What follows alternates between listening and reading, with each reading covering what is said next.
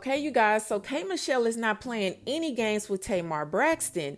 Now, these ladies have beef that goes back over 10 years. So while K Michelle was on the Cam Newton podcast, she talked about Tamar and she let it be known that she would slap the ish out of her. Take a look. I mean, hate the bitch. The Muppet.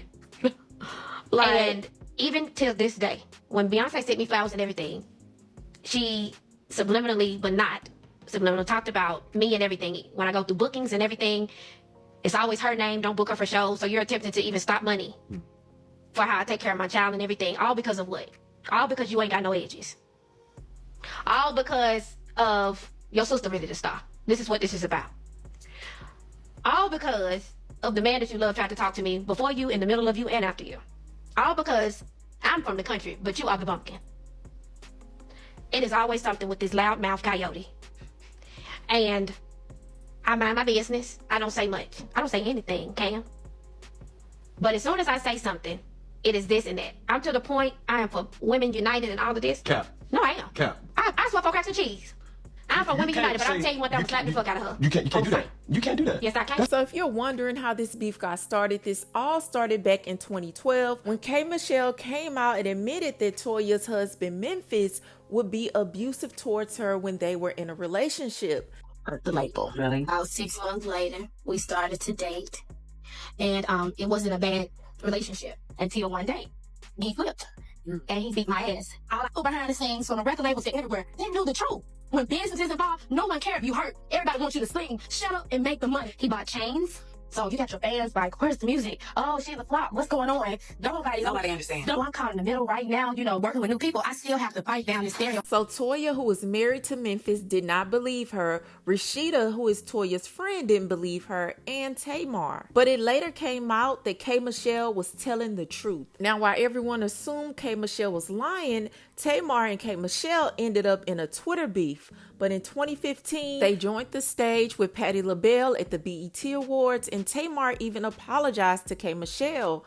But this didn't last too long because by 2018, these ladies were back beefing, and they've been beefing ever since. But one thing about K Michelle is she will roast you down. She doesn't have a problem speaking her mind at all. So I believe she meant every word when she said she would slap the ish out of Tamar. So far, Tamar has not responded to what K Michelle said. She might not say anything, but I want to know, what do you guys feel about K Michelle letting it be known that she will put pause on Tamar? Y'all let me know what you think in the comments, but that's all I have for you, and I'll talk to you later. Hi, y'all. Hi, Pookies.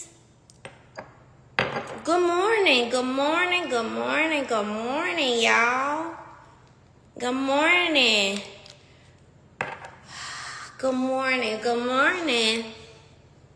Hi, hey. So, guys, hi, I miss y'all back. I miss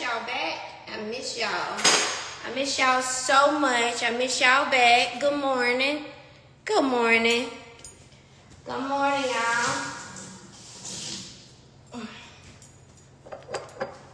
Hi, good morning. Oh, y'all coming over here with so much positivity this morning. I didn't want anything. Yesterday I woke up, I got some stuff to do today. Some press. I probably shouldn't have did this. I should have not put on the clothes before I took all of this. But I got stuff to do today. Press. And come on, focus, Kay, so you are not. I wanted to get on here. Ooh. Ah!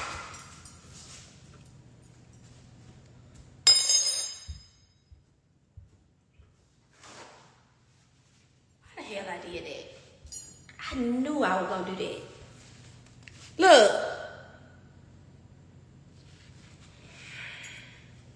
Now I got to go put on another dress. I just said that. Y'all, yesterday morning I got up. I seen an owl. An owl dead on my balcony, right? Like my balcony, it's like trees and everything like that. I'm trying to not show how angry I am because I'm about to have to change, okay? So, an owl was dead on my balcony. And y'all know how I am about animals. I'm overly emotional. Overly emotional about animals. God. I'm overly emotional about animals. So I'm walking to my pantry. I look over, I see feet. Okay? And I see feet. So I'm like, wait a minute. Then I see fellas, and it's huge. So I'm like, oh, no. I'm going to cry. Y'all, I cried all morning. Like that owl was my cousin. I cried all morning long, okay? And I didn't want to look at the owl's face. I knew it was a big bird. So I started getting on the phone. I started making calls and all of that. Like, how do I deal with this big of a bird? Because I don't want to see him dead, and I don't want to pick him up. So literally, I'm closing the pantry, and I'm on the phone yapping, and I accidentally look over and see the owl's little eyes and his little, what'd you say? It keeps looking at the spot. You see, right? We're going to change it. Owls, and I saw his little eyes.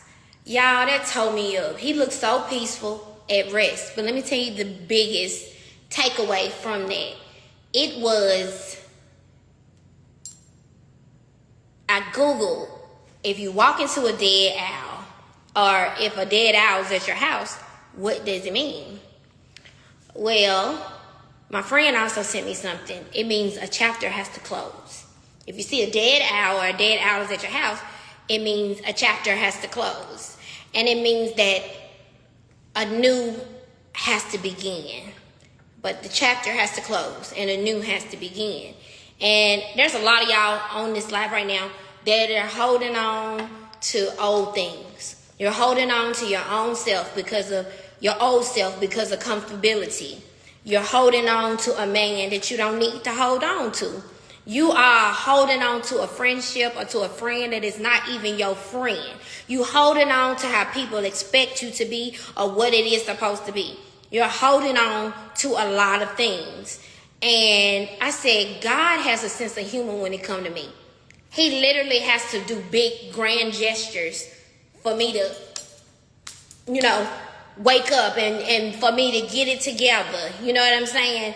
So he doesn't make my taps on the shoulder subtle. They're always big. So I was wondering, why is she crying? And then animal control came to get the animal. And he was just so no emotion. And I had to ask him, I said, you not sad about this animal? You not sad about this owl? He was like, it's my job. You never be okay with death. But I got used to it. I never want to get used to certain things. There's certain things that I don't want to get used to. I don't care. I don't want to get used to disrespect. I don't want to get used to none of it. I don't want to get used to death. I don't want to. Certain things. So for me, that owl really, I know y'all like, she being dramatic. It was just an owl. But it was really symbolic to the place in my life that I'm at. And it really affected me yesterday. You know what I'm saying? I'm knowing that I've let go a lot of things. I have let go so many things. So many things on the horizon. I had to give up. I had to lose. Take a lot of L's. I've had to step away from the world. I've really had to take a lot of L's and do a lot of things. I've had to lose. Sometimes you got to lose to win again. And having to hold on to, having to just keep holding on to something, keep being mad at people, it doesn't help. Our loved ones are getting older. We're losing people. Things are happening, and yeah.